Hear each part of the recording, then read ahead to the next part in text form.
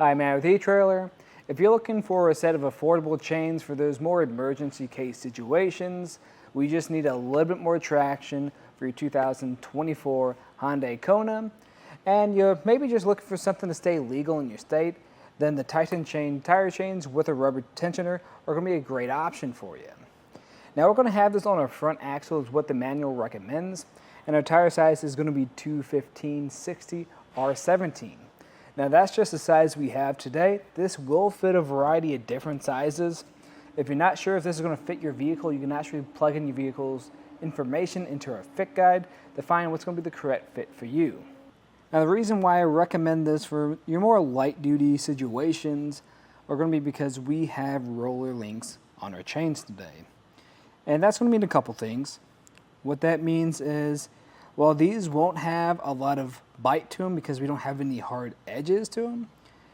They will be a more comfortable ride because since they are going to roll, you don't have to deal with any of those hard bumps.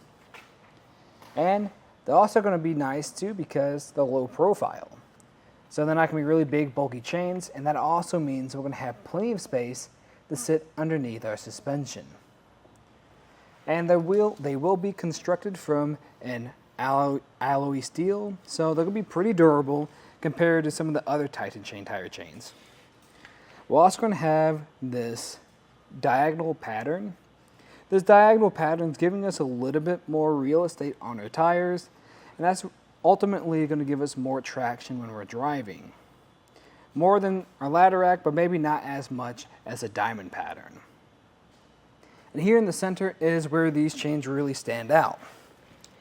And that's going to be, we have a rubber tensioner that comes with these chains. And that's really nice because a lot of times if you have a normal type of any kind of cable chain or a chain with any roller links on them, then I'm going to recommend investing in a rubber tensioner anyways, because what can happen is as you drive, your chains can shift, and this is going to be able to constantly apply tension to your chains so they don't loosen up too much and then make contact with your suspension. Our chains are going to come in a set of 2, and they're going to come in this pretty light duty bag. That's okay because these are some pretty light duty chains. They shouldn't really tear this bag up too much. And something I've noticed with a lot of roller link chains is when you try to roll them back up, they're very springy and they can be really difficult to get back in these bags. But with these chains, they're really not springy at all. When I roll them up, they actually lay pretty flat, so I don't mind putting them in this bag, and this bag is really nice because it doesn't take up a whole lot of space in the Kona. And as for installing these chains, I'd say this is probably going to be my top choice for any roller link style chain, and that's mainly because, one, we do get a lot of coverage on our tire. We do have that rubber tensioner on here too, so we're going to be able to apply tension to this as we're driving, and we don't have to invest in another one.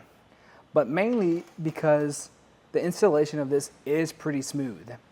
I don't have to get underneath my vehicle, and something with the Kona is it's pretty low to the ground, so it's going to be a tight spot back there. So being able to make all my connections from the front side is going to go a long way. That's something to really think about on those really snowy days where it's cold outside, you don't want to get wet, you don't want to get underneath your vehicle. Having something that you install from the front side is going to help a lot. But if you are curious to see what this looks like, just stay tuned and we'll walk you through the process. To start off the installation, I'm going to grab some gloves and lay out our chains, and also grab the rubber tensioner too, but I'll just keep that off to the side for now. And if you are doing this for the first time, I recommend staying home, trying this out, because you don't want to have to try to figure this out on the side of the road in the middle of a blizzard. But what we're looking for is to make sure there's no damages to our links. If that looks good, we also want to make sure it's in the right orientation. So we'll see these blocks here. We want to make sure this has a tire side up, or the flat side, because the other side is going to have this rough edge to it, which could damage your tires. Once you've done that, we'll come over to the center and make sure it's disconnected. If it is, we can start putting it on our tire.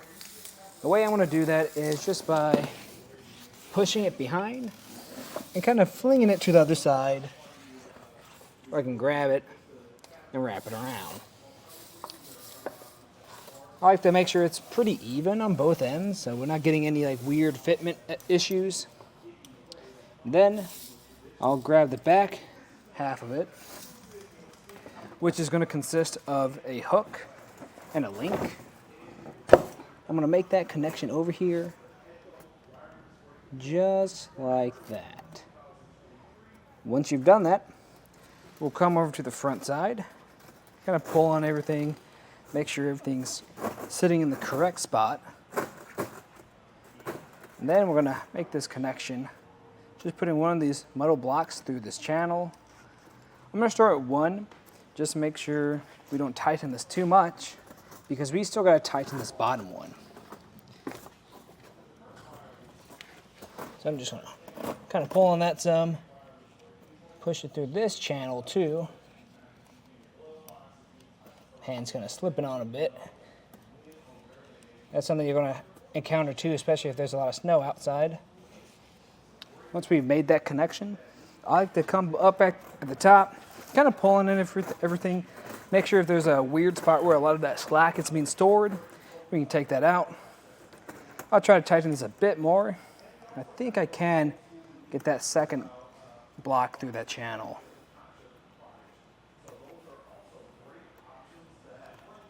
It's going to be a tight one though.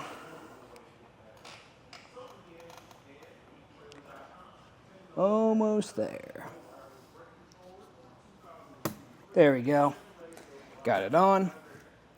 And it is pretty tight, but as you can see, there's still definitely some slack there. That's part of the reason why we have that rubber tensioner. We'll put this on, and we're going to be doing that in a star pattern, just so that pressure or tension's evenly being distributed. And a lot of times these hooks will fall off. If that does happen, just make sure you put it in the right order, having this thicker side on the rubber itself and the thinner side on the metal cord or cable. You also want to make sure that hook is facing away, just so we don't damage your tire at all. And now this looks pretty good. It feels pretty tight. That's a pretty good fit. So I'd recommend putting it on the other side too, and afterwards either backing up or pulling forward some, just to make sure you're getting a good fit on each side. And if you are driving, nothing's shifting in any weird way. It's staying on here pretty good. But if it is good, then you can take it out for a ride. But that was just a look at the Titan chain with the rubber tensioner tire chains on our 2024 Hyundai Kona. I'm Matt. Thanks for watching.